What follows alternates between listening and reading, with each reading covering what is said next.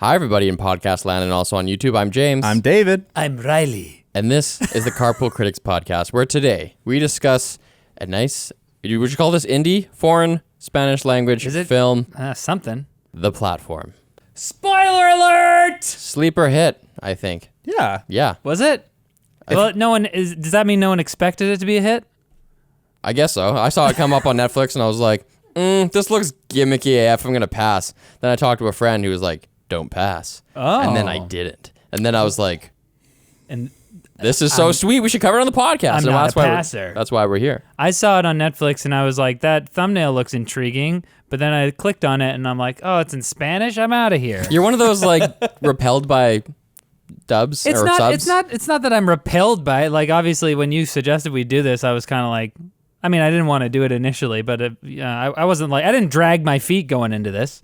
I was like, yeah, okay, I'll watch a foreign film. You know, it's interesting, but I gotta be honest and say that, you know, initially, it's a bit more work to watch a Same foreign with you, film. David? It depends. Sometimes I want to turn off my brain and not really think too hard, and foreign films generally have to engage my mind, and it's just a different thing. Yeah. Wow, yeah. I thought that was kind of a boomery thing because we were watching Dark, the German show. Right. And my father-in-law is German. He's a German speaker. Yeah. And I was like, you should watch Dark. You'll like this show. German. And then he's like, okay, we'll watch it. And then they watched it in English. What? And I was like, why? And like, then my mother-in-law was like, I don't want to be reading all night. I'm like, what the heck? I thought it was just a boomer thing. When I see a movie has subtitles, I actually give it a +1. Like I'm more attracted to it. Well, so this is funny. I think was Parasite the last one we did? Yeah, Or was it Spirited one of Away? the animes? Oh, Spirited Away, yeah. Spirited Away might have been the last foreign film we did. And since then, I've been watching absolutely everything with subtitles. I always have subtitles on. English language stuff, you mean? Yeah, English language. And I think it's because sometimes I just don't catch something, so I like seeing it there. That's fair. But still, I think with a foreign film, if you look away, you miss something. And I kind of like, maybe my child is crawling over there, and they're turning on the oven. Let him get in. Keep watching 3 the movie. months old. He's very smart. So, David, what do you give The Platform out of 10? Although The Platform is primarily a metaphor that falls apart if you think about it too hard, it still poses important and challenging questions about how our way of life is destroying our way of life.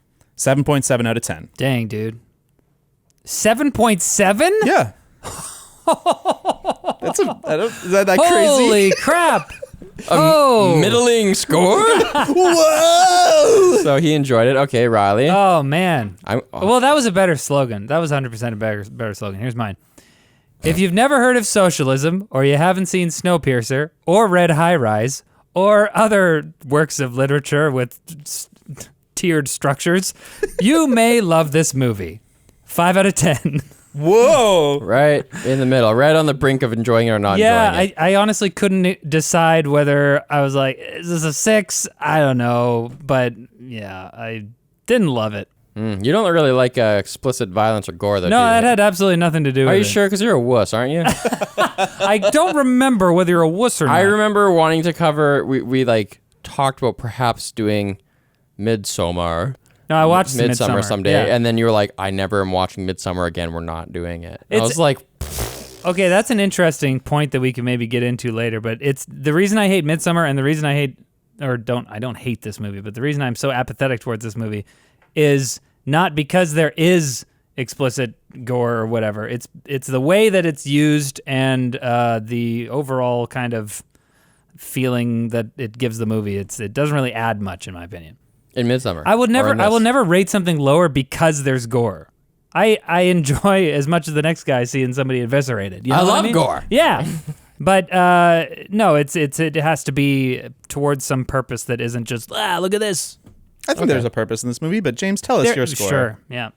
Come for the gimmick, stay for the ethical cannibalism. 8.2. 8.2. 8.25. Oh no, I have my it's- work cut out Is for this me. the first time Riley's the bad guy? No. Yeah. Wait, no, it isn't. Is it? Yeah, I think so. At least the only bad guy by yourself. If But do you know who isn't a bad guy? Our sponsors. Oh, Carpool Critics is supported by Manscaped, the best in men's below-the-belt grooming. Manscaped offers precision-engineered tools for your family jewels, including the greatest ball hair trimmer on the planet, the Lawnmower 3.0. That's right, Rolly. You would love to shave your crotch with this. Rolly? What's going on? I'm having a seizure. This thing has a ceramic blade, 7,000 RPM quiet stroke motor, and even an LED light so you can see what you're doing. Get 20% off and free shipping with the code CARPOOL at manscaped.com. Okay, I will. We're also brought to you by Private Internet Access VPN. PIA helps you hide your true IP address so that you can bypass geo restrictions and censorship. You can connect up to 10 devices at once, and it includes an internet kill switch if your thighs get eaten involuntarily. I mean, if your VPN gets disconnected. PIA is available for Windows, Mac, Android, iOS, even has a Chrome extension, so check it out at lmg.gg/carpoolcritics. That was a prison shank, in case you were wondering. Yeah, lots of saliva there. I can feel. Yeah, it's very spackly. Riley, hit me with that synopsis. Okay, here's what happens in this movie. In a near future utopia where everyone speaks Spanish, Goreng are... They speak Spanish, right? We also don't know if it's a utopia. In a near future dystopia, some future place, Goreng, our protagonist, willingly signs up for a 6-month stay in a prison called The Hole, hoping the experience will help him quit smoking. Upon waking up on the inside, Goreng's eccentric cellmate, Trimagasi, explains the prison has 1 cell per level and 2 people per cell. Once a day, a platform full of food travels downward through a hole in the middle of the structure, stopping for 2 minutes at each level to allow prisoners to take as much as they can. But those at the top take more, leaving nothing for the lower levels. Every 30 days, prisoners are randomly assigned to a new cell, which provides an opportunity for Goreng to challenge the status quo when he wakes up on one of the upper levels.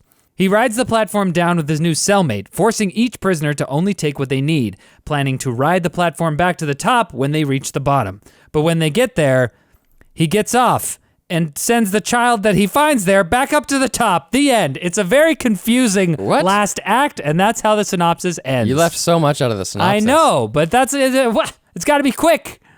It's very confusing. I yelled at the screen at the end of this. So what's the format here? I need to make a case of why it's a pretty sweet movie, or Riley has to make a case of why it's not, or... Okay. Let me try to explain a little more about why this didn't really speak to me. So, I went into this movie kind of knowing that this was what it was about, right? It's about it's a metaphor for class and how the people at the top have the most and people at the bottom have only get the scraps or whatever. And I just have seen that basic format so many times in works, whether that be books or movies, that I've just kind of all right, what this thing better add something really interesting to the conversation. And ultimately, I don't really think it added anything more interesting to the conversation other than, look, when there's limited resources, powerful people take what they can, and weak people end up getting screwed. I think there's a little bit of kind of building out of that idea in the scene to scene, where the dynamics of one level to another level. When the guy throws the rope up and they're like, oh yeah, come up. What God do you serve? And they kind of explore how religion plays into class. And then they explore how violence plays into class and how to keep control. And there's kind of specific little questions that are added that I think add another layer of depth to the movie. And I think that's why it works better for me than Snowpiercer. Snowpiercer's exactly the same kind of movie where it's where a literal metaphor is the whole movie. It's just one thing about class. Yeah. Move up to the front, you're in a better class. Here, move up to the top, you're in a better class. But the moment to moment, the scene to scene, I think is way more successcul in the platform. I think this is also simplified in the platform. Snowpiercer had a lot of things about the world that made me kind of go, okay, it's dystopian. They have this train technology that allows them to all be alive on this train. Yeah. Okay, I'll take that. I'll take that. Right. And then they move room to room, and you're just kind of how do they... Wait, this room's a school. Where do they all live? They never pass through any residence in the entire movie. Where do people poop and sleep? What is going on in this train? I think the main weakness of all of these kind of tiered class structure-based narratives is the kind of... the questions you invariably end up asking about how everything works and the mechanics and stuff. In Snowpiercer, they went out of their way to construct this scenario where you would need to have a train like this. There's a global warming or a, whatever you call it, climate catastrophe happened, and so we need to create this train somehow. And you ask all these questions, and it was ultimately dissatisfying to me as well, because I was there's no way that would work. The problem in this movie is that I don't have enough details about why it's happening But or I how actually it works. like that speculation because I think it almost adds a whole new conversation that I'd like to engage with Well, you two about. okay. With like, what kind of world do they have to be in Yeah. where the platform, the whole, is a thing? I just like, that's an interesting conversation. We can have that conversation. Oh, we but will, buddy. The reason that it bugs me is because it doesn't, it feels already so heavy-handed. Like, did you guys read High Rise or see the movie? The movie was horrible, but the book is actually really interesting because out of all of these narratives based on class structure, High Rise is still the one to me that makes the most sense and is most easy to read as just like a straight novel and less as a hit you over the top of the head with a metaphor. Like a big type of thing. allegory, like a clear. Yeah, it's like clearly this is an allegory and there's no moment at which I'm like, oh, this could be a real universe. High Rise kind of like, and the structure there is that it's this really cool new building and it's got all the amenities. It's got a shopping mall. It's got swimming pools. Bubble it's got tea? parks. Is there bubble tea? There's bubble tea, man.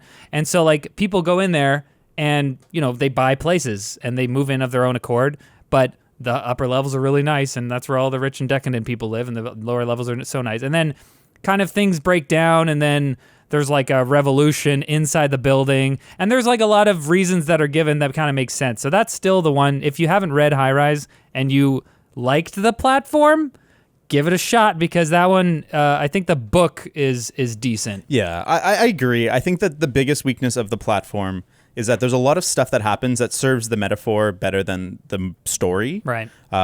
For example, there's the shot where they're going down on the platform and the guy throws his money, but the shot before you see him like kind of like give the money, hide it, give it, and then throw it away. And it serves the metaphor of like money is valueless and like the visual of it coming down, but it doesn't really serve like the story that much. It's just like a moment to enforce the metaphor, I guess, a little bit more.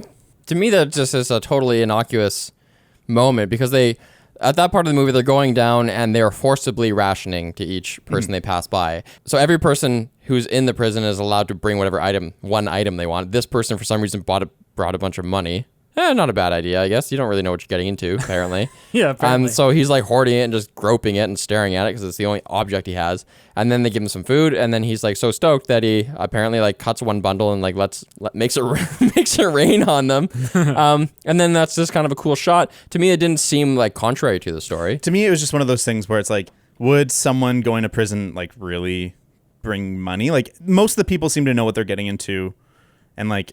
Yeah, I don't know. That's actually a question mark. It's a question mark. We don't know what they know in terms of what they're getting into because we know that the main character, he what does he know? He knows that he's going somewhere for a duration. 6 months, yeah. He knows that they keep asking him what his dietary restrictions are. Yeah, what's your favorite food? He doesn't know, like even the person working there doesn't know how many levels there are to it. Yep. She doesn't know, she admits that she doesn't know the extent of what they face in there. Yep. Yet, everybody knows that they're going against some kind of challenge because that's why they bring in guns and crossbows and stuff like that. Yeah. So, that's why I'm saying that, is that I think most people seem to know that there's violence involved, and inside of a prison, like money is nothing. Yeah, that's so weird. Well, it could be useful if people are going to be getting out soon. Like, if you know I'm going for 6 months or I'm going for a year and other people are going for similarly short durations, then that could be a motivator to someone who's getting out soon. Like, here, have $50,000. I like the way that this movie starts. I like that little montage in the kitchen, and it gives you kind of this idea that it's all frou-frou and crazy. And if you had no idea what you were getting into, the cut to the inside of the prison would be quite jarring. I do appreciate the big. And I think the movie overall does a pretty good job with some of its visual storytelling. Like, I think the idea of this platform and the visual of the platform with food that as it goes down gets like more and more trash because people are just like feeding into it. For sure. It's a great visual. It's great. It's not even, it's beyond a visual. Yeah. It's so visceral. Yeah. Because we all obviously need food, but also the hygiene aspect and like the fact that you can just like spit onto the platform or that you have to eat a chicken bone that somebody else already licked all the meat off of. It's like, it's so Freaking gross. nasty, man. And it's great that the main character has to like buy into his situation. At first he just rejects it all. He's like, he's too good for it. Yep. I'm never going to stoop to that level. I'm not hungry. I'm not even going to eat today. Yeah. And his roommate who's been around the block is like, you're going to be hungry. You should probably better eat. Stoop to my level here and lick these bones. But he doesn't, right? And eventually he gets into it. Yeah, and it's cool that it starts off on that top level where it's all exquisite because it's basically setting up the notion that there are a lot of resources. This is a resource-rich world that we're in.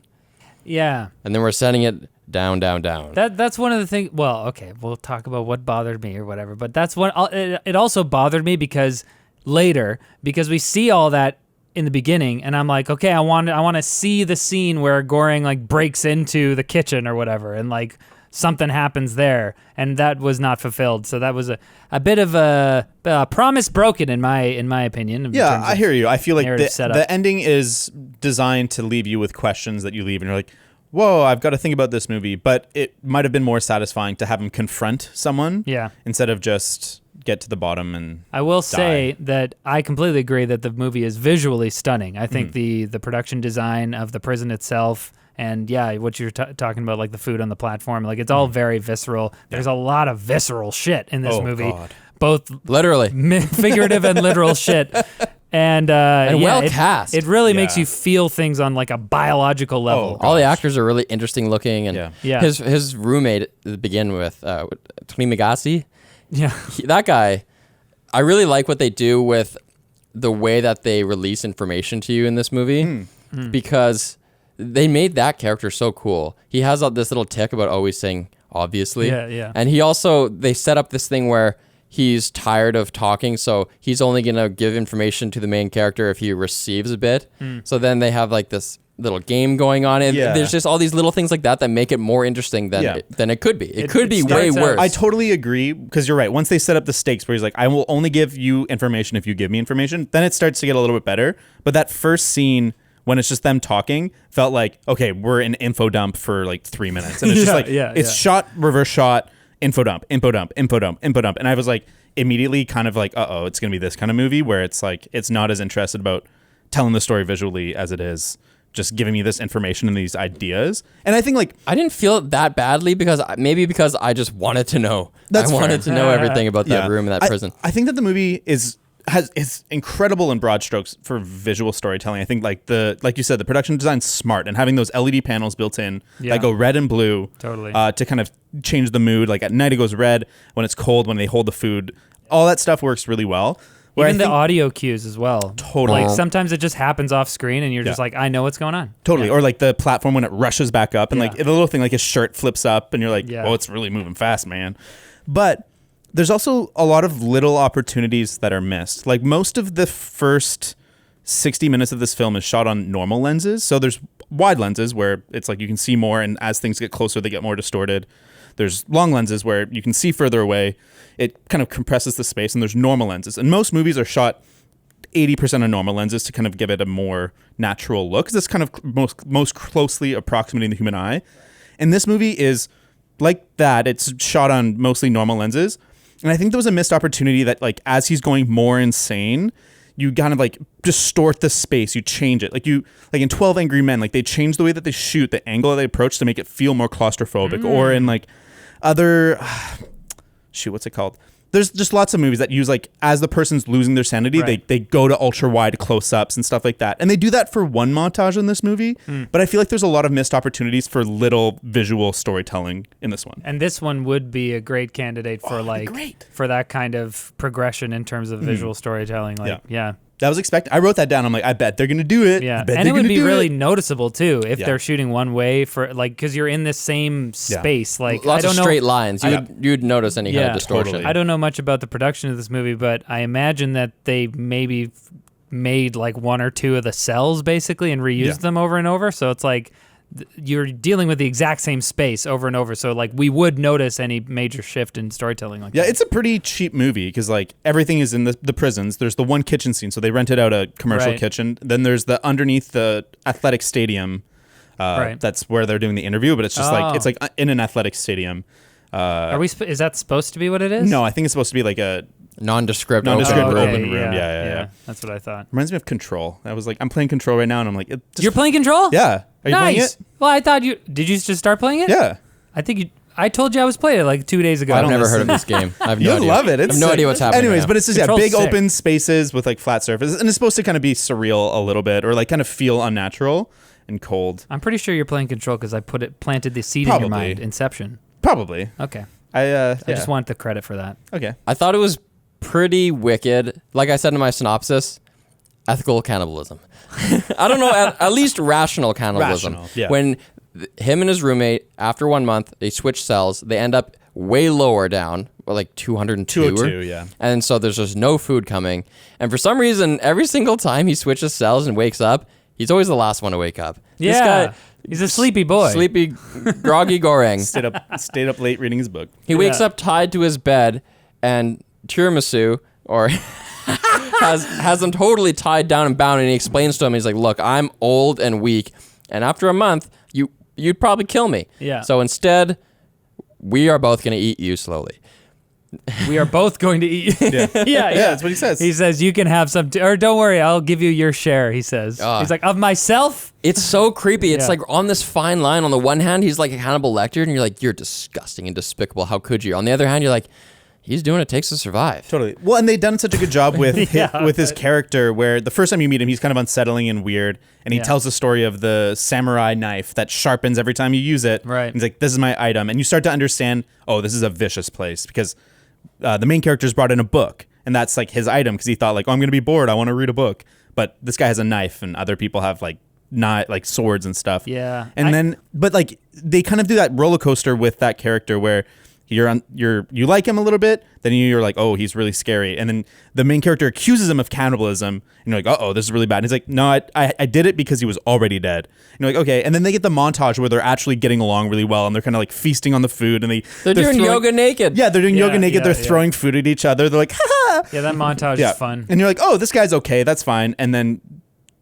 then they cut to 202, and it's like such a heartbreaking moment, because you're like, I kind of like that guy, but I always was weirded out. They made him such a perfectly complex character, though, where Totally. he is simultaneously like, he is kind of creepy and scary, but he also is just kind of normal. Maybe he's a normal guy in a bad situation. He really toes the line. I think that they made it, well, I don't know. To me, it was pretty clear that he's a freaking weirdo, like pretty early on, because the reason that he's in there is because he was trying to order the Samurai Plus or whatever. He's trying to order something online or on the TV, and he didn't get it in time. No, So then he's frustrated by capitalism, where he bought something and then the new one came out. Yeah. He was so frustrated by the first infomercial he was watching was a knife that hold on.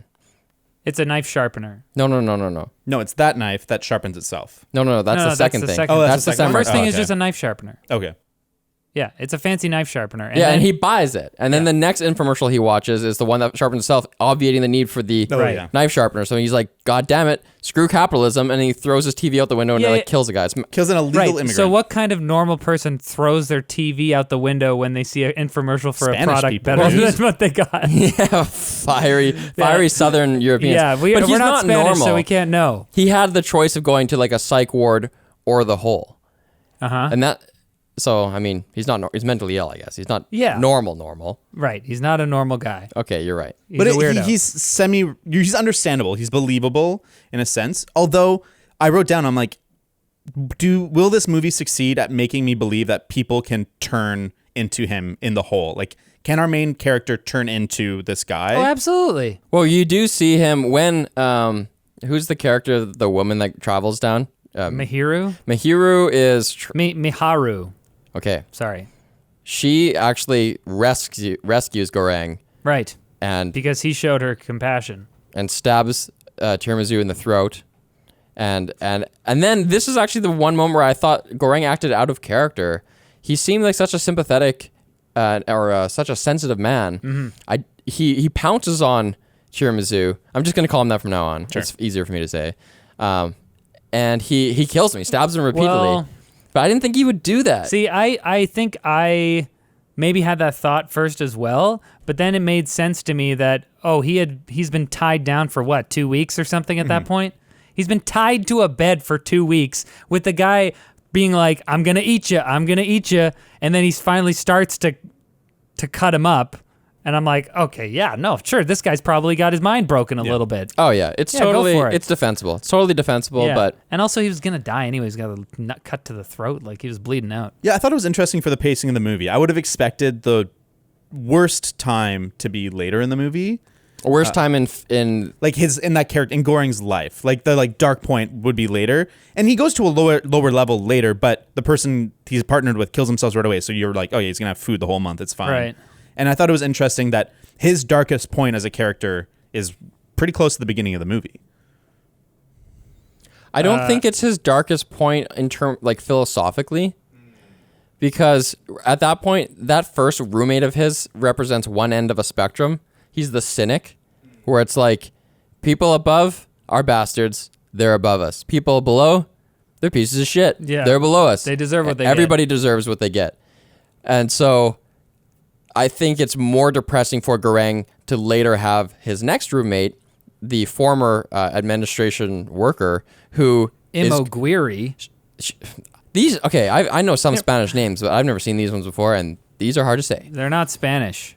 The names aren't Spanish? What were you going to say about his philosophical growth, though? Well, that character is the opposite end of the spectrum, where she's like, it's altruism. Like, Right. we're just going to be totally nice people, and they're going to understand the logic of what we're trying to do, and we're going to have this spontaneous revolution and break the system here. And then that doesn't work, and then Right. I think that's lower when that doesn't work. That was an interesting structure to have the cynic and then the optimist. But it kind of does work though, because like he's kind of taken the growth he learned from Tiramisu and like the broken character, and he applies that force that he's learned to her altruism, and it works. Where he's like, "I'm gonna shit on your food if you don't fucking make another Right. plate," and It's they're like, synergy. "Yeah, okay, fine." Yeah. and it starts to work, and Maybe I think it's I felt like that was a bit disconnected in terms of like where they were building him. And it didn't quite land for me, I guess. What are they saying about their political philosophy there? Because she's kind of like a socialist, but implementing it in a world that is not socialist. So it's like there's the growing pains. Like, you know, imagine taking like America today and then going to like UBI or something like that. There's going to be some people, they're just not used to that, so they don't want it, right? So they're rebelling. It's repulsive to them. So that's what they're doing, because they have this baggage of being like, man, I was just on floor 190. Yeah. I need this food right now. I'm not going to go hungry for a day. I'm not going to like hold back. I'm eating all this because I don't know where I'm going to be tomorrow. And because they have that baggage, they reject her plan. That was one of the most interesting things about the movie to me, is the fact that they are randomly assigned to a new cell every month, and it's like they have no idea where they're going to be. Like the cynicism of saying that people still continue to be horrible, and they are in fact more horrible when they finally make it to the top, because they're like, I used to be down there, I went through shit, so like you can deal with it. The randomness like confirms the sense of like privilege that's unearned, right? Like you just show up wherever you show up, right? But yet human psychology dictates that when you're on that wherever you are, that's where you belong. And that's what the first character is always saying, right? That was interesting, but at the same time, it didn't, like, just the fact that it's so heavy-handed, like it's like that aspect is only in the movie to illustrate that point and for no other reason, and it just kind of it felt natural to me though. Really? To me it felt natural. Like I could totally see it, be like, yeah, they probably would do that. See, I don't think so. I disagree. I think that way more people in this prison.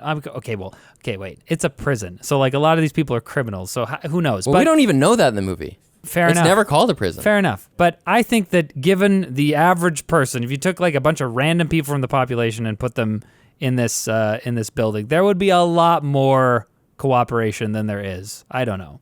And if like regular people are going in to get their diplomas. Yeah, like, exactly. There's young people that want to get educated. There's more people like Goreng. Yeah, we don't know, but he's an outlier though. He's the one who would bring a book in there. So it seems like he is an outlier. Yeah. Yeah, I think that if they're criminals, yes, but I think that as an allegory for society, that's a weakness, because I don't think that shuffling real people around in that way would yield the same results. Yeah, I think when people have fought and get to the top because of their own work, or what they see in their minds as their own work, then they might be more inclined to have that attitude. But when you were at the bottom, and then next month you find yourself at the top, and you've been there for 9-6 months, whatever, I don't know. I feel like it's... But you also talked about someone's mind unrealistic. being broken after 2 weeks and them like acting weird. I think that... Fair enough. What the movie is saying, if it's not saying that people are inherently evil, it's at least saying that people, when subjected to those kinds of conditions, they do right. But revert to that. But that very thing that you're saying makes it weak as an allegory for me, because this isn't an allegory for real society. This is an allegory for some sadistic prison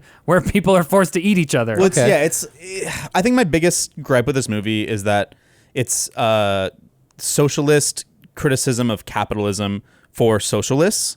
It's not like a biting like criticism where like right-wing people would be like, yeah, you know what? This makes me think. Like, my filter went on where I'm like, where's the vertical mobility? Why isn't there like some element of like being able to earn your way to the top by cheating others, by doing this? And like, it's such a straw man argument of capitalism that my mind started to fight back a little bit. Yeah. And I had a big problem with that. Wait, you don't think it criticizes socialism enough? Or you don't? No, I think that it's not actually criticizing real capitalism. It's capitalizing the heart behind it. And I think that's effective, but it's not effective at drawing people in. It's kind of circle jerky around socialism. This is what's confusing to me about this movie, because if it was just by socialists for socialists, I think that the view of people would be a lot better. Like, you can make the argument that the only reason that people get so screwed up in this situation is because of the system. But we also see that a big part of the system is just human nature itself, like people being greedy, people being, Yeah. Well, and I think in socialism, part of the deal is that they're like, hey, this might be more on the side of like anarcho-socialism, but I know that in a lot of socialist thought, there is sort of this understanding that, hey, people are evil because of the system, they're not evil inherently. So, for example, a situation like Tiramisu tying up Goring preemptively is like, oh, okay, well, that's just because you are like an evil guy. And we see a lot of other people being like, no, that's because hey, of the please system. please share. And they're like, yeah, screw you, lady, blah, blah, blah. I think the movie asks those questions, though, because from Tiramisu's point of view, he's not being evil. He's just being pragmatic. Because of the system. Yeah, because of the system. And he says that. He's like, it's not my fault. It's this fault. I like you. But see, that's a great. I wrote that down as a note because he doesn't think he's responsible for Goring's death in that scenario. He actually has the schism in his own mind. There's this cognitive dissonance where he's like, "It's not my fault. They made me do it," pointing to the people above. But then when he's in that position, he does the same thing. He's complicit in it. Absolutely, yeah. And it's, Tiramisu is wrong, in my opinion, for saying that he's not responsible. Like, yeah, fair enough. You might have been put in this situation by the system, but you're not. The system is not responsible for what you do with yourself after. What you are. My question is, what do people that are voluntarily going to the hole think they're getting into? Like, what does Goring think he's going into? This was a question I had as well. That's not clear. And as we discussed previously, like, we know that they know there's some element of danger. We just have no idea. Yeah, and well, go ahead. No, and I found that kind of confusing, and I expected the movie to reveal at the end that the outside world is actually socialism, and that the whole is a rehabilitation to show you how bad capitalism is. I thought of that myself, but it can't be that. It can't be that. It can't be that because Trimagasi says, "What are you, a communist?" Yes. So therefore, they don't live in a communist world. Yeah.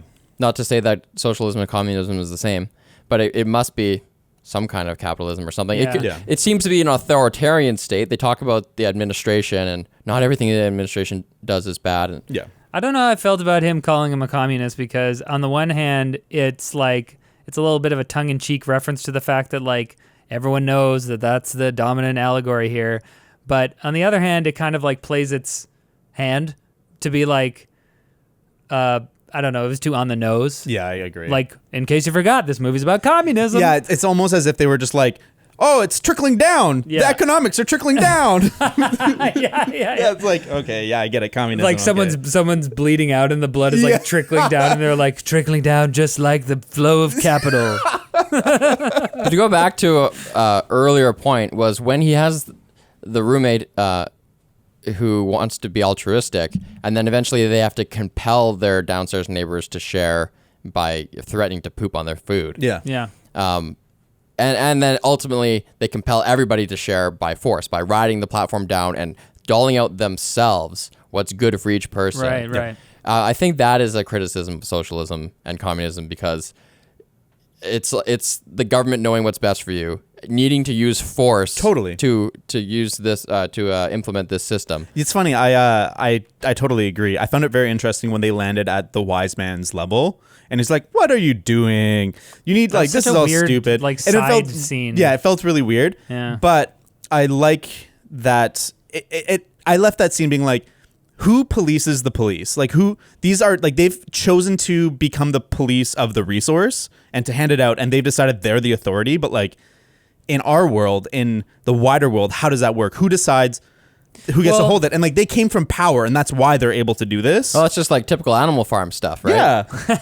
I found that very interesting. That is the interesting thing to me about socialism, because, well, a lot of socialist theory requires some sort of violent revolution where they're like, okay, the system as we've set up may have like some mechanisms for people to, work hard and rise through the ranks or whatever, but other people just get screwed. So that's, it's fair for some people and unfair for others.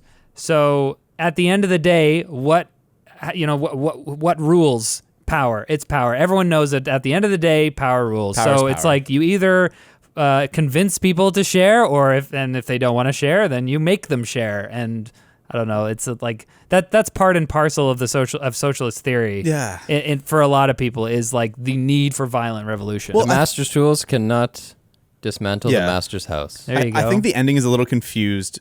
it could though.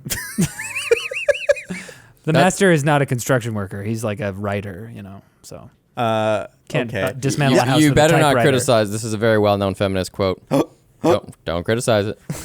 Okay, sorry. Hashtag cancel Riley. I think the ending metaphor is a little confused, because I think that the movie's ultimate solution to making this work is violence and force, but at the end it's like compassion and Is it? hope that How helps. does it end? Well, they give the girl the panna cotta instead of seeing it as a symbol, because she's the symbol, and they have to Stupid. send her back up, and it's like, wait, nobody thought of going down and then all the way back up? I know. okay. No one thought of That this doesn't make before. sense. And also the people who are on the bottom, like frickin' A, you know find it's like yourself 5 on level levels down. 300 or whatever it is. Yeah. What, at 303? How many Yeah. levels are there? 350. 350. No, 333. 333. 333. 666. Half of the devil's number.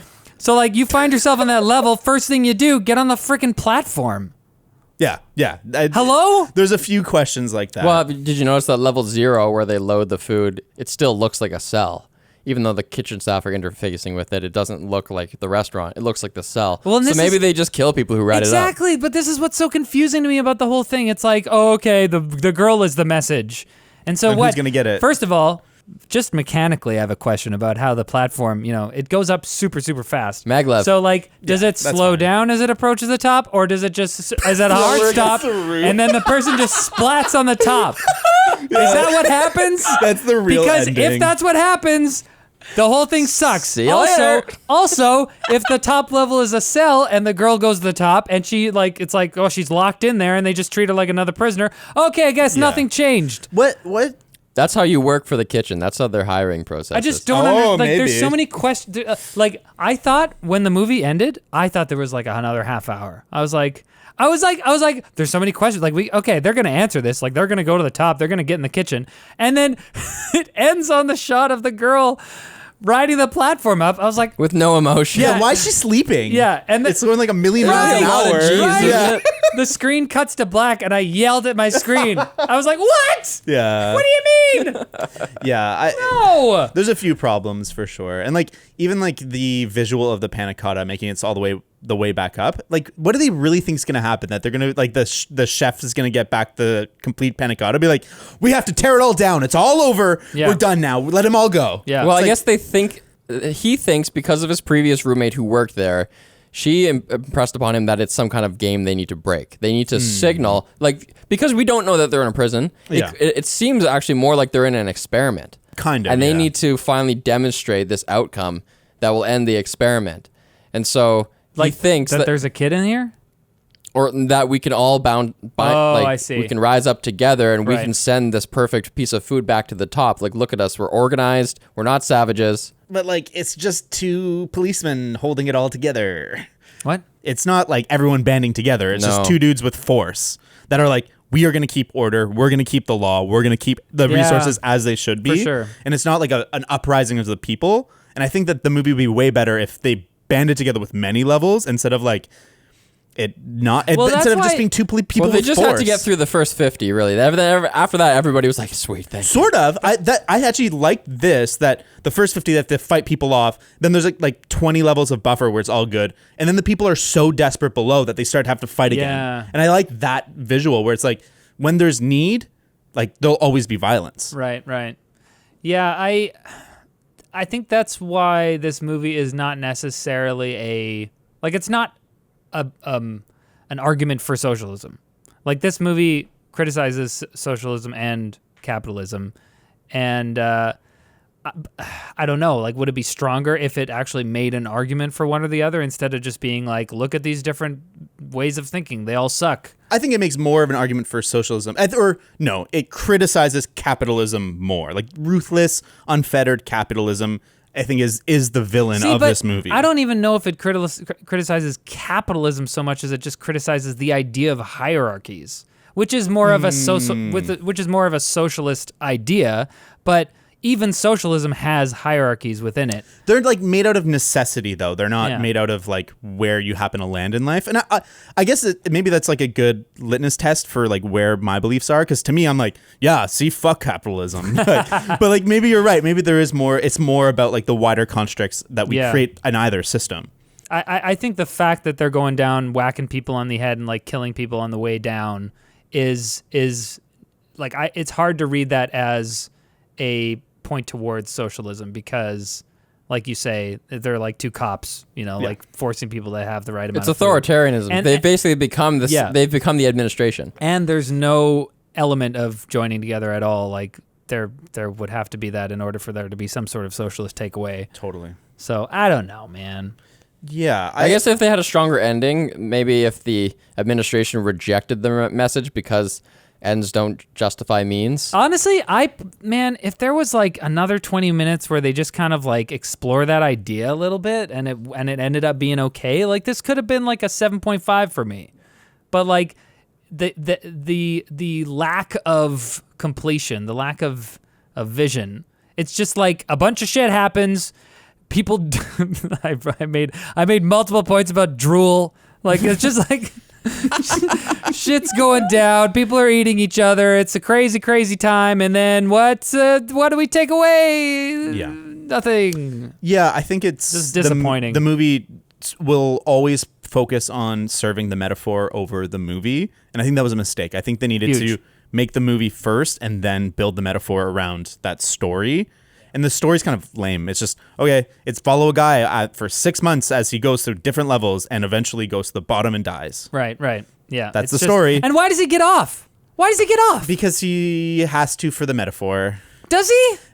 Again, what does that mean in the metaphor? It's because like, he has to be a Jesus. I don't know if you guys noticed that Jesus visual of him. Wait, what? He just is fucking battered Jesus. Oh, sure. He just like the beard and the beard and the blood. Like it looks I very think much that like when he passion. sent the message to the top, he didn't want them to know that he took it by force. Maybe he doesn't want to appear at the top and be like, "Look at me covered in blood. I fought for this." If they just send the girl, then maybe that makes sense. Maybe. To But me, we I know guess. there's surveillance though because of the mechanic of if you keep food in your pocket, your room gets really hot or cold. Yeah. But is that surveillance? I don't know. Is there RFID in the it's- food, or is there cameras so in the many, cells? like in order for me to be happy with the ending, I just have to know. There's Like he's getting nanomachines off. in the Like food. where's he going? Yeah. Like Trimagasi, it almost seemed like he wasn't a vision at that point. It seemed like he was real. That's the only time he's been real since he died. Yeah, He's like, or I never something. really died. I've always been watching know, you. there's just- I am yeah. your father. I'm in your body. Now you can eat me, little snail. Yeah, I found it really weird. What'd you guys think about? Oh, what are you gonna? I was gonna ask about what do you think about the lady searching for their kid, and what does that represent in the metaphor?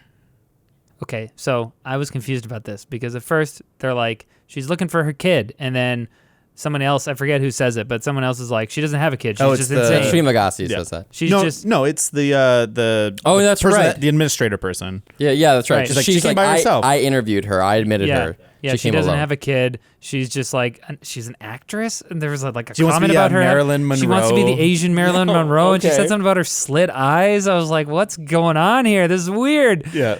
So like apparently she doesn't have a kid according to that girl. But then later there's a kid. I'm like, what? Wait, what?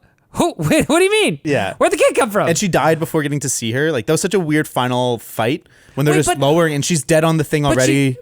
So was the administrator lying? I think she just I doesn't don't think know. she was lying. I don't think the administrator knew. She just doesn't know everything about the system she works Oh, okay. And maybe that's why alright. she volunteered to go in when she had cancer. 'Cause she was like, it's going to be interesting. for. No, she knew it was crappy. She No, wanted she knew to exactly help. what it was. Yeah, she had this whole okay. plan about like distributing the food I see, and I whatnot. see. Yeah. I make 2 rations, you make 2 rations. It's a good plan. It doesn't work. So that whole child subplot really is confusing. But what does it even represent in the wider metaphor? I'm not of- sure if it does or if they just want to have some kind of wild card where Human. she can show Yeah. up and save him and stuff That's like that. fair. And that works for the story of it. But yeah, I found that really out of place, and I had a hard time like figuring out how that fits into the theme of it. Yeah. It was so unsatisfying. She's just dead. Yep. I don't get That's it. Also, Okay. hey, while we're talking about random things that don't really make sense, his like sex scene vision with Maharu. Oh, yeah. Well, If When her you're- hair's not frizzy and stuff, you're like, whoa. I was like, what's the point of this? Because it's like, okay, I guess he has like a sort of a relationship with Maharu, but then there's like these backwards licking scenes. that was My weird. wife also, who was watching with me last night, was like, this is totally unneeded. Yeah. It's just weird. I think you could have done it a different way. I think it's nice to Yeah. have a moment Like, of if they- respite. Right. Respite. Respite.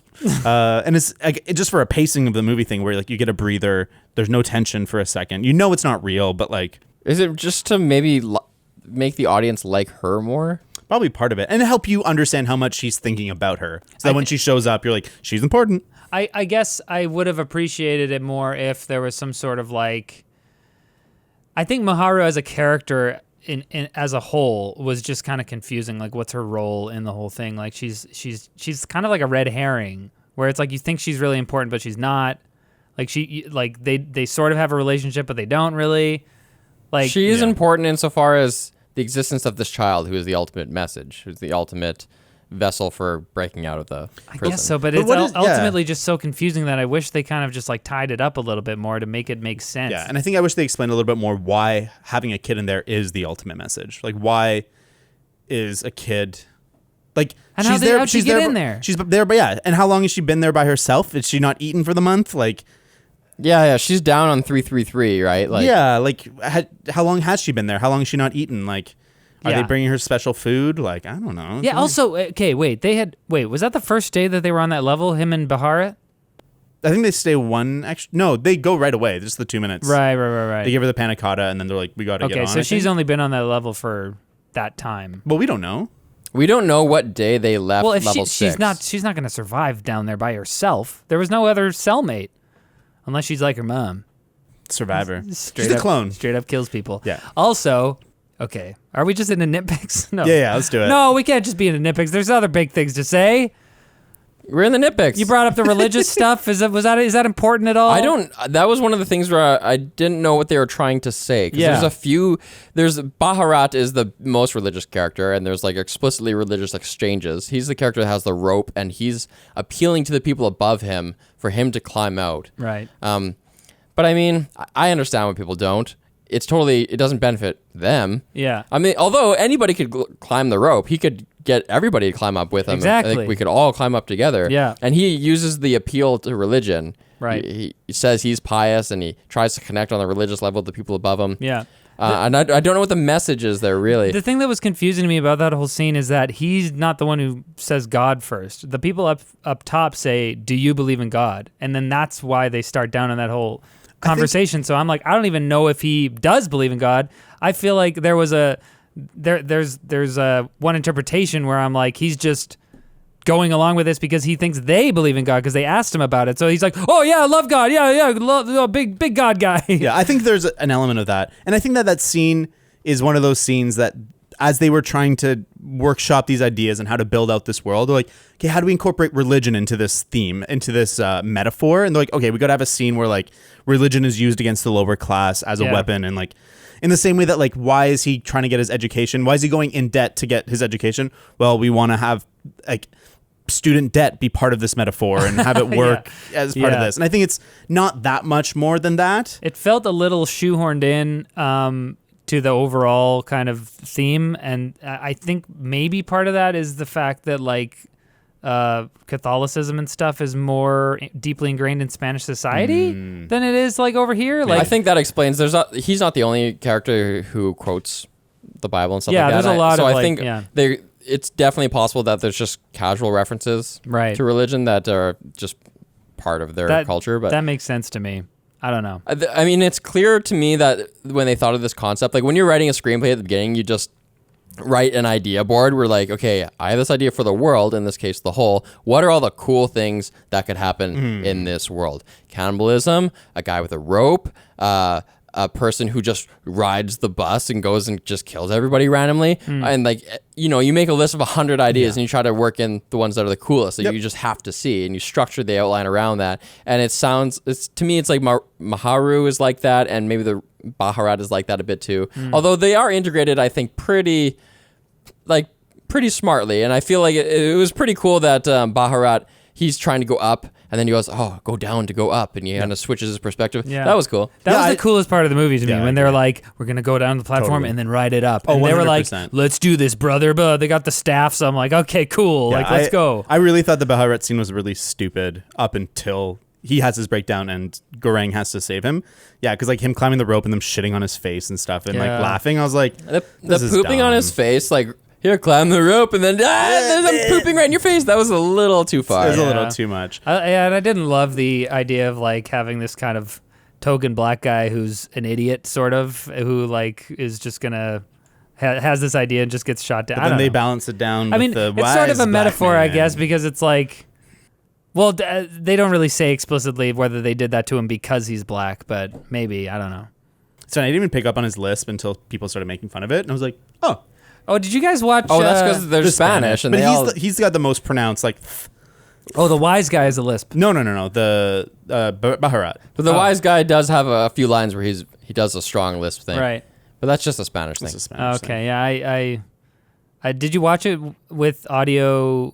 Did you watch it in Spanish audio? Yeah, for sure. Subtitles. I started that way, and then I was kind of like, I don't know. I'm gonna try it. I'm gonna try it with a dub. Oh no! Interesting. How was it? Well, because I started it with the Spanish, and then I'm like, okay, I got the feel for the characters' voices or whatever. So but that makes it worse because when you change, you're like, that's not your voice. Well, it took getting used to for a second, but then I was kind of like, this way, I don't know. And it was actually really interesting because the translation, it was different for the audio versus the subtitles. Huh.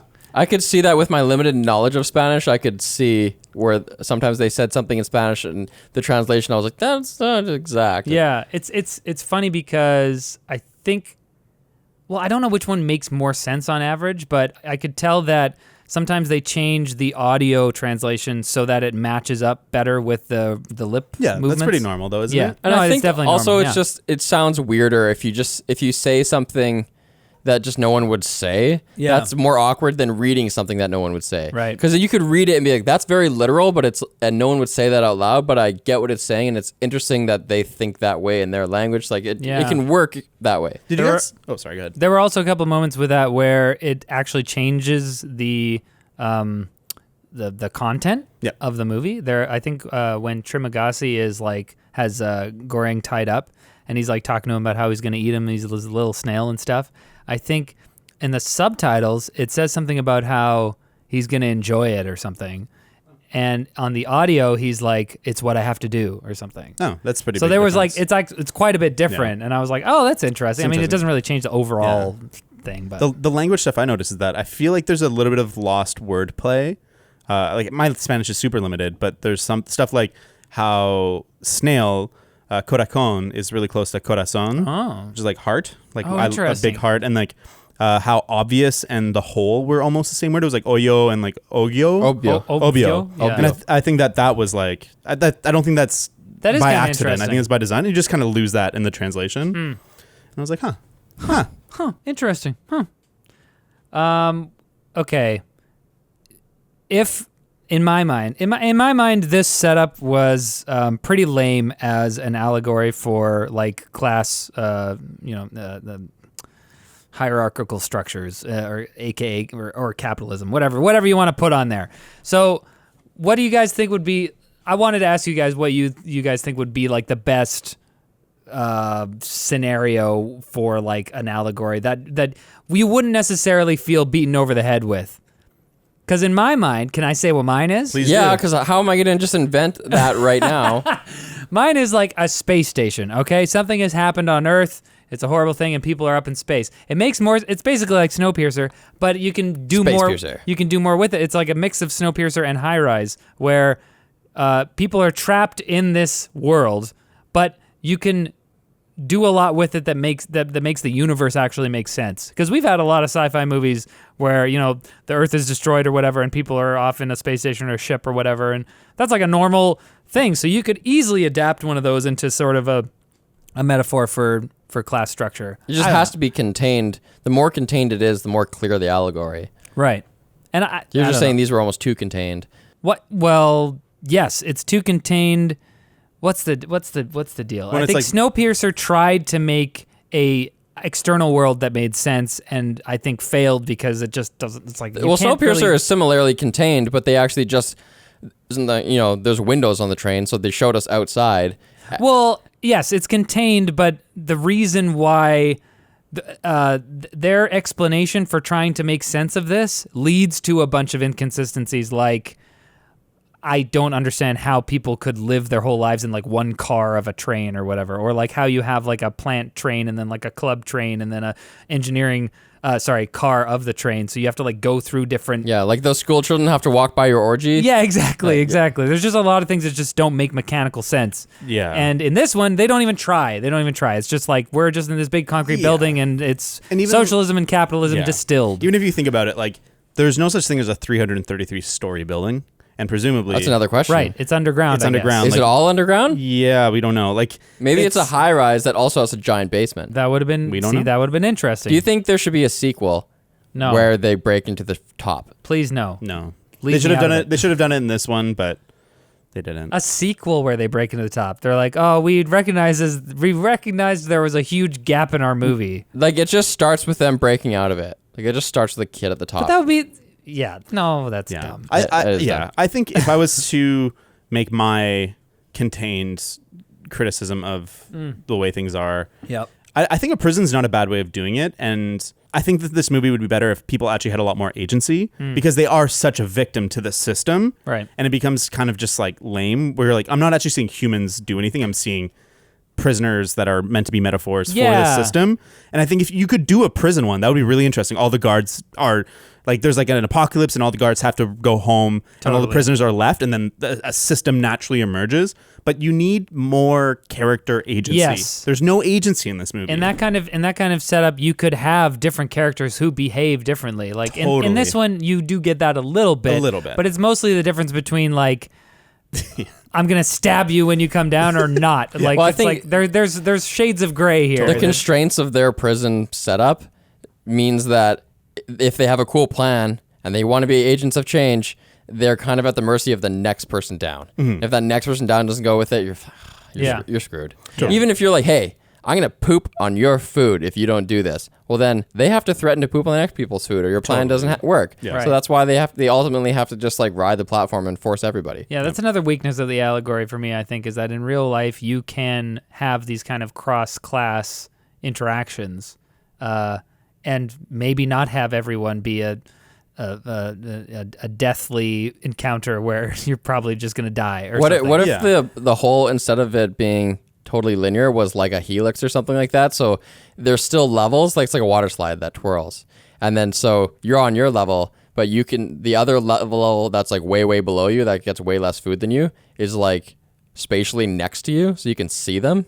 Oh, that would be interesting. Well, Yeah, they can no, see each other. I think that'd be They can talk. interesting because you could build the metaphor of like how entertainment is pacifying people and how like the upper classes laugh at the lower classes, but the lower classes want to look at the upper classes so they can pretend like they're part of it. And that'd be interesting that the lowest, like how they're arranged so that they can look at each other and live vicariously through their different like windows. That could be an interesting part of the metaphor. Okay.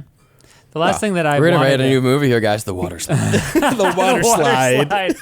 That's great. That's amazing. The slip and slide. Yeah. The last thing that I really wanted to address was the gore and the shit, we were talking about earlier. Because to me, this kind of movie, it's almost like I was bored by it because it makes too much sense that people in this kind of scenario would do stuff like that. So it's like... It makes too much sense that they would behave so poorly and be gluttonous and when Goring. I think the first real example of that when Goring kind of gets let out of the bed and then he stabs what's his face to death. Like that's well, kind when of she stabs him in the throat. Sure. Yeah. Or you see That someone scene. fall. Yeah. You've seen people fall and but that's kind of the first time it lands on his level and bounces Right. off, and so he gets blood splat on his face. And from that, I think right away you get the tone that like this is brutal. There's gonna be some shit coming. Just so you know, okay? Yeah. He just woke up in the cell and now he's got blood on his face. Yeah. Like I think it was grosser to me just watching Trimagasi eat the first time the platform comes down. And it's like, oh, gross. He's just, picking up the scraps. To me, that was even grosser than that body falling. Yeah, what really? Let's rate all the I mean, gross I things. get what you're saying there. It was disgusting, but it wasn't like it's not the same kind of tone promise. I think you love tone promises, James. I do love them. I think the body falling is more of a tone promise that like we're gonna see people eviscerated later. I didn't find anything. I found such things shocking, but never disturbing. What about the dog? It was You see so. the dog's entrails. Yeah, Oh, it was that so was- far from a dog that my brain didn't even process it. It was just like, oh, it's dead. Oh, Right. dachshund owners everywhere. That was But a moment. I didn't even see a dog anymore, though. I just saw like Yeah, it a was just spine or nothing, something. yeah. Oh, you mean that? If Okay, they I thought you meant showed that this that kind of small dog is just not a real dog to you. Oh no, of course not. No, the sadness of the dog was real, but the visceral disgust. Because if it was a dog that was split open, that would be way worse. When it's got a little dog Yeah, face. you can't do that. People will just shut your movie off. Yeah, so that's actually, fair. that's really interesting. I never thought of that way, where it's like a circle. You go so far that you're good again. Like if it's just blood pulp on the Yeah, on the You're just floor, like, then yeah, that's it's fine. Well, but if but- there's some floppy ears sitting there, no. Pets in particular. Yeah. You can show that from a human's face and it'll be like, all right, it's fine. You show a dog's face, they will burn down your studio. What did you guys think of the fact that he was willing to eat Trimagasi because he was already cut open and it's just like he can take pieces off, but he still fasted for days with the agency lady when she hangs herself and he can't get himself to just cut her open? Did that seem realistic to you? Because I was like, he's already eaten people. Like, Is he she's saving? Is dead. he saving it so that he's? She's still gonna rot though. Like, it's not like It's better to eat it fresh, isn't it? Yeah. I think that's what I was confused about. I'm like, wait, so he's just like he knows that he has to eat her eventually. Yeah, and he's already done it. Like, he's already eaten human for a month. So it's like, why would you want to wait and then eat like semi-rotted human? Yeah, that's what I think. Like I was saying before, his arc kind of doesn't go right, and I feel like that totally serves that point for me. And also, they have access to water, and they eat the human. Like when they're acting as cannibals, they do it in the grossest way. I mean, I guess blood's probably nutritious, but it's always just like, here's someone's thigh. Oh, there's blood all over your hands and face as you're eating it. Like, can you take that to the sink, rinse it off? It'll just look like sashimi. It'll look like tuna. Like, just feed them. I don't know. It'd You be so might much see some easier. like If you've been in leg there- hairs and Yeah, stuff. if you've I been don't in know, there man. for years and you've had to eat multiple people, I think you'd learn to. You're just like whatever. No, I think you'd learn to do it better. You'd learn to make it You'd be good. a human butcher. Oh, really? Yeah, You say butcher? He said butcher. because it's for butts. That's where the good meat is. Hey, do you eat ass? I like that sequence when Trimagasi is like a vision and he's like, oh, ears, jowls, cheeks, neck, Yeah. breast, belly. And That I'm actually was probably received more weirdly for us because I'm not sure if I saw this in Spain, but definitely in Mexico, the different types of tacos you can get, they're named for the type of meat that's in them, and cheek is like it's like a delicacy. It's like that's a good tongue, cut. yeah. So all those things will actually be normal meats That's that fair, they would that's eat. fair. So Right. it's not as no, gross. I got that idea that it's like a butcher thing, Yeah. but yeah. So would you guys recommend the platform? I did recommend it. That's why we're here. I think it's a cool movie. Wow, 8.2. That's wild. Okay, it's probably not really supposed to be that high, especially like in retrospect, having seen it twice now. Oh, yeah. It's like it's a watch it once kind of movie. Yeah. For me, I was just pleasantly surprised when I watched it, and also I was enhanced, and I recommend being enhanced when you watch it. I was enhanced That's not too. fair. That's not a real rating, man. No, I've seen it twice now, and I was sober Okay, last fair time, enough, so- I guess. Yeah. But Yeah. it's totally like if you're just like, I think the first time I watched it was like everyone's asleep. It's 11 p.m. on a Friday. Nothing's going on. You just went I for got it. a bag of cheesies. Let's do this. That's your favorite snack, eh? I love the soft cheesies. Oh, I'm a Cheesies. pretzel boy. Riley, think- what are you? Honest. Sun chips. Sunshine. No way. We got the whole munchie mix. No, you know what? You know what? Chicago mix popcorn. Ooh, that's a good one. The cheddar and the yeah, caramel you can together. go for days. You don't pick them out. You just- would no. Nice. Right together. You Yeah. wouldn't think it's. I think I love it also because it's not something you would expect to go together well. One thing You about put my- one in each cheek. Yeah. Slowly nibble on both. If until you they were on meet the in the middle. platform, would you be like, "I need that Chicago mix," and you're down? Whoa, the Chicago mix made it to the bottom. Send it up as a message. It's a message. It gets to the top. Like, is that a message? Nah, it's only the cheese ones. Jeez. Yeah. like What's the point the then? They California picked 'em ones out. are gone. I think my 5 rating was like a. I'm being honest when I say that it was sort of an emotional reaction to the ending because it was so abrupt and I was so upset. I was like, "What are you talking about?" So maybe if I if I had like looked at the time and I'm like, I know this is approaching, maybe it would be like a 6 Yeah, something. I don't know. It's a pretty easy watch. It's 90 minutes. It's got really good questions that it poses, and I was thinking throughout it, and if a movie that can make me think while still being entertainment is a good thing. This was is definitely- exactly it. It was, for me, captivating, cool story. It went places I didn't expect. Maybe the ending's not the greatest, but look at all the conversation you can have. You Totally. can think about it for a couple days after. It was definitely a thinking movie, but I think it's materially hurt by the existence of other and potentially, well, I don't know better. I don't know about Snowpiercer. Snowpiercer's better than this movie. Oh, I disagree. No, Oh, really? Snowpiercer I did not I like. I don't sort like of enjoyed it. I Snowpiercer. think I might have given Snowpiercer a 6. They're very close. What if but the I think it's- platform? What if the whole is one train station? Oh, then I love it. Wow. I think it's materially hurt by these other movies existing where we've seen this so many other times. Like, somebody make the space station movie. Okay? Yep. Make the You space didn't station even outline what that allegory. would even be. It's just it's Snowpiercer, but it's a space station instead of a train. What does that? Okay. There's Okay. just so much more you can do with You it. should watch Raised by Wolves. I will. They have an arc You've that they live convinced on. me to watch it. Well, what are we watching next week? Are we watching Enola Holmes? What is that? That's the Sherlock Holmes sister one. Apparently, it's pretty good. I'm gonna watch it. Really? Yeah, apparently it's got really good reviews. I mean, it's like a kids movie. I don't know. I watch kids movies. I watch animated movies. I'll I watch. guess I don't Yeah, watch kids I'll watch movies. an animated kids movie. I think won't it's watch high like time that we did like a David Fincher movie. Sure. Sure. Oh, Wait, I think we might use. Hasn't this been decided? We might do Prisoners. We did the little calendar thing. Prisoners might have been the week to do Prisoners. that. Yeah, Prisoners. Wait, Or is this- a Denis Villeneuve movie. When's Dune out? December. There's still too long before. Well, we were gonna do. We should ask the audience this. Yeah, what do we you were want us to going do? to have we had a discussion about whether or not we should cover David Lynch's 1984 Dune on the run-up to the new good Dune. Yeah. And the opposition came from Riley, who was like, I don't want to watch. I want to go in blind, completely blind. I don't want to watch crappy Dune. Yeah, I don't want to watch like a crappy Dune and then a good Dune. Like He let's doesn't just want watch any Dune. spoilers. He wants to watch the new one without knowing like anything that could possibly happen. Yeah. All the questions he leaves the theater with, he wants them unanswered. Well, particularly because you didn't want me to read the book before seeing the movie, but me watching the original movie is sort of like that. But my argument is that the original movie is so wacky and Oh, here we like, go. un-Dune-like that it's just Yeah, but it's still like the basic plot points are all going to be there. Yeah, but it's David Lynch, so there is no plot points. You're just like, what is happening? You have no idea. I'll figure out what's happening. I'm so smart. I think as an enjoyer of content, I would rather not watch the Dune, so I have no idea what to expect. Yeah. But I think it's our journalistic duty What? to watch the 1984 Dune. No. Okay, wait. This is what we're asking people, right? Yes. We're asking you. So what are we going to do? A Twitter thing? Maybe we should do a poll where the options are watch Dune 1984 before, after, or never. Yeah. Yes. we That also- sounds great. James, you're so good at polls.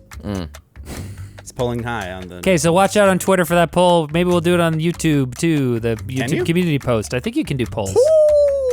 Okay, Mikey think he likes it. so watch out for that. What are we doing next week? Matrix 4? I don't know. Goodbye. See you later.